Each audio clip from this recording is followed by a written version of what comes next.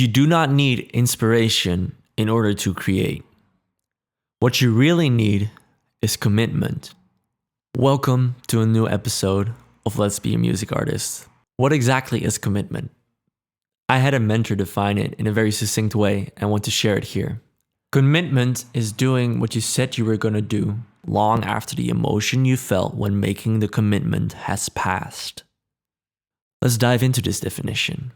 What does it actually say? When you make a commitment, there's often a high level of motivation.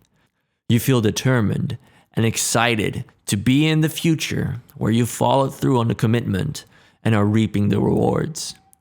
However, just like any emotion we experience, that excitement eventually fades, and sometimes really quickly, and it becomes increasingly challenging to still put in the work required to fulfill the goal you set out to achieve. Commitment is deciding to still do what you said you would do, despite not feeling like it. So why is this so relevant for us musicians, creatives, and artists? We often get caught up in the high of feeling inspired with a new idea.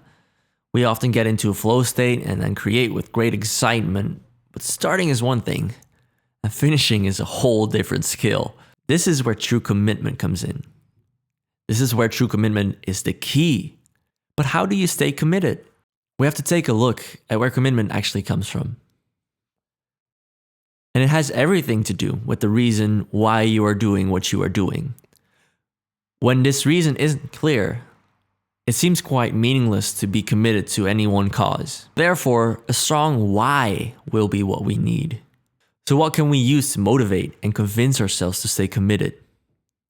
There are several motivators, but we'll go over the following three: fear, vision, and accountability.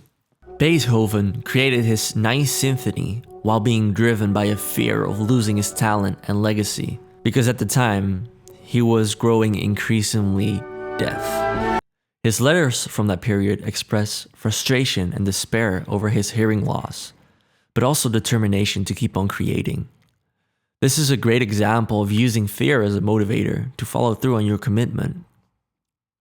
And fear is a great motivator because it can show us what we are trying not to do. If your fear is to be an artist that never gets recognized, discovered, or appreciated, you can remind yourself of this fear. Or better yet, visualize it in great detail.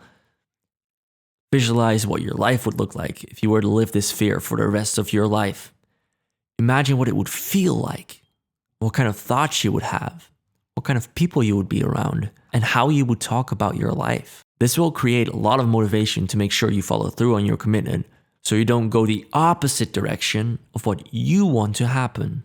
Vision. Vincent van Gogh is a great example for this.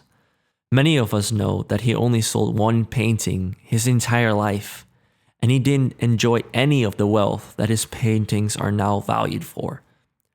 Despite this, he used his vision to express his life and the way he viewed the world through his painting as a fuel to stay committed to creating art.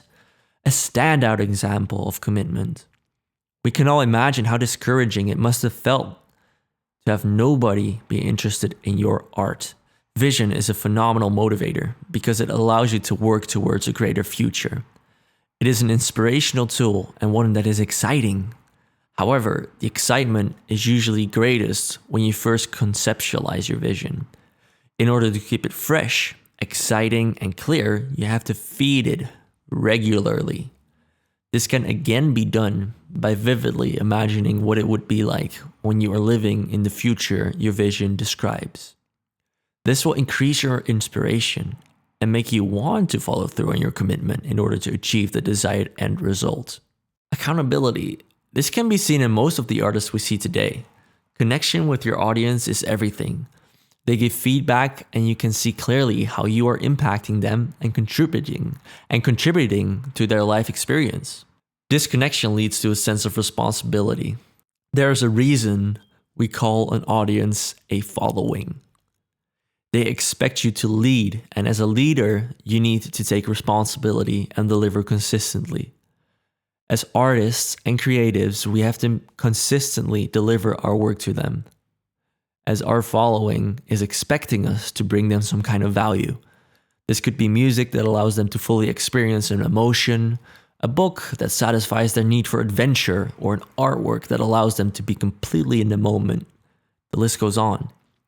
Accountability is an especially good motivation if you already have that audience or are creating for other people. You will feel this sense of responsibility, and this adds to your resolve to follow through on the commitments you made to them as well as to yourself. It gives meaning to the uncomfortability you feel.